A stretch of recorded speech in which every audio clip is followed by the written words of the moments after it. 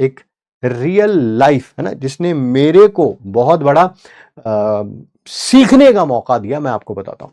मैं ना एक नेशनल इंस्टीट्यूट में काम कर रहा हूं, मैं नाम नहीं बताऊंगा because that is not good, ठीक है। जहां काम करते हैं सारे इंस्टीट्यूट अच्छे होते हैं, ठीक है।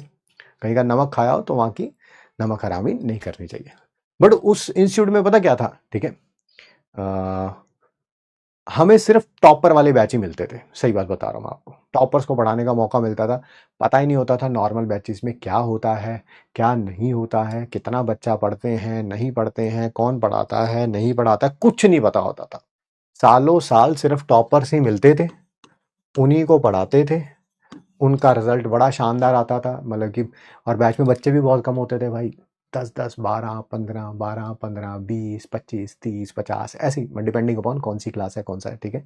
एंड उसी में से जैसे मान लो जेई का बैच मिला और जेई में मान लो 25 बच्चे हैं, तो भाई 20-22 का आईआईटी में बहुत अच्छा रैंक आ जाता था, 2-3 जो बाकी बचते थे उनका ठीक ठाक रैंक आ जाता था। नीट में मान लो 25 बच्चे हैं, तो भाई 25 में से 20-22 का तो बहुत ही जबरदस्त रैंक आ जाता था, 2-3 का ठीक ठाक रैंक आ जाता था, ठीक है। ऐसा ही चलता रहा, तो फिर आपकी मेंटालिटी भी वही बन जाती है, मतलब आप इतने साल इन्हीं को पढ़ाते रहोगे तो समहाउ सी थोड़ा बहुत चेंज आ जाता है।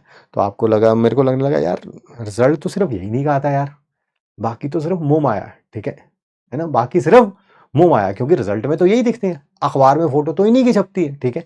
तो माइंड में कहीं ना कहीं कंसीव हो गया कि रिजल्ट सिर्फ टॉपर्स का ही आता है, और मेरा बिलीफ हो चुका था, मैं झूठ नहीं बोलूंगा, ठीक है। बट मैंने इंस्टीट्यूट किया चेंज, ठीक है। दूसरा भी नेशनल इंस्टीट्यूट है, ठीक है, वो भी बहुत बढ़िया इंस्टीट्यूट है, बट उनकी पढ़ाने का तरीका बिल्कुल अलग था। वो क्या करते थे, वो हमें टॉपर्स का बैच देते थे, और जो टॉपर्स का बैच होता था ना, उनका मतलब कि क्या बोलेंगे, एकेडमिक साइकिल इस तरह का था कि हम टॉपर से उनको पढ़ा पढ़ू के, 11th-12th की खासकर बात कर रहा हूँ, 12th की खासकर बात कर रहा हूँ, उनका सिलेबस खत्म हो जाता अगस्त के आसपास, अगस्त कह लो, सितंबर कह लो, इसी के आसपास सिलेबस खत्म हो जाता था। अब अगस्त सितंबर में बिल्कुल लास्ट में जाके कुछ बैचेस बनते हैं, ठीक है, कुछ बैचेस बनते हैं, तो ऑब्वियसली यार टीचर का यूटिलाइजेशन तो करना है, ठीक है। तो ये हम टीचर्स को, जो कि इनसे थोड़ा बहुत फ्री हो जाते थे, क्योंकि अब इनका सिर्फ डाउट्स लेने हैं, सिर्फ इनका टेस्ट लेना है, तो टाइम उतना नहीं लगता है, ठीक है। तो सिलेबस क्योंकि कंप्लीट हो चुका है, अब हमें ये नीचे का कोई ना कोई बैच दे दिया जाता था, और भाई उनका पूरा का पूरा सिस्टम ही ऐसा था। वो पता क्या करते थे कि गधे से गधा बच्चा लेते थे, ठीक है, सुनना मेरी बात को, बड़ी इंपॉर्टेंट बात बता रहा हूं, ये मेरे लिए, मैंने सीखा है इससे, पता नहीं आप सीखेंगे कि नहीं सीखेंगे, वो आपके ऊपर डिपेंड करता है, ठीक है। तो आप वो ना बच्चों को लेते थे और रगड़ते थे उन्हें, भाई पत्थर होता था, पत्थर, क्या बोला मैंने, बच्चा क्या है, पत्थर होता था, और हमें भी लगता था भाई पत्थर ही है ये तो, है ना, बड़ा ही मुश्किल है इसका कुछ हो जाए। बट उनका एकेडमिक सर्कल ऐसा था कि भाई रगड़ो रगड़ो रगड़ो रगड़ो, बच्चे को सुबह बुला रहे हैं, डमी स्कूल करवा देते थे उन बच्चों का अगर 11th-12th में, ठीक है, और सुबह बुला रहे हैं और रात के 8-8 बजे छोड़ रहे हैं, भाई सुबह 8 बजे बच्चा आ रहा है, रात को 8 बजे आ रहा है, और सारे बच्चे बहुत ज्यादा अच्छे नहीं थे पढ़ने में। भाई ये मैंने सीखा कि ऐसे बच्चों से भी रिजल्ट आता है। आई वुडेंट से कि इसका रैंक 1 आ जाएगा, मैं झूठ नहीं बोलूंगा, है ना, कि झूठ बोलने का मैं कह दूं ओहो इसने इतनी मेहनत करी कि इसने टॉपर्स को भी बीट कर दिया और रैंक 1 आ गया, ये नहीं।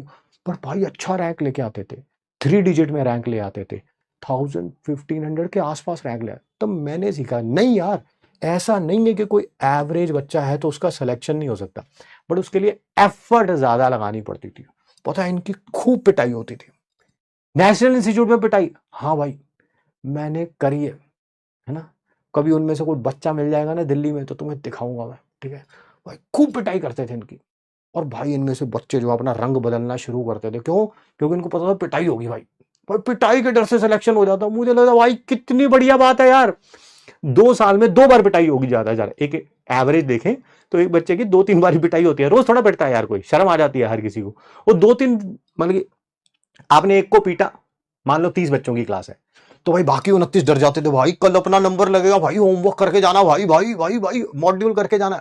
आप सोचो उस डर से ही बाकी 29 जो है 2-3 हफ्ते फिर ठीक चलता रहता था। फिर एक जना उसमें से है ना गधों की तरह बिहेव करता था, फिर उसको पकड़ो, फिर उसको पीटो, ओ भाई अगले फिर एक हफ्ता, एक महीना आराम से बीत जाता था, 1-1.5-2 महीने, ठीक है। आप सोचो इसमें से बहुत अच्छा रिजल्ट निकलता था।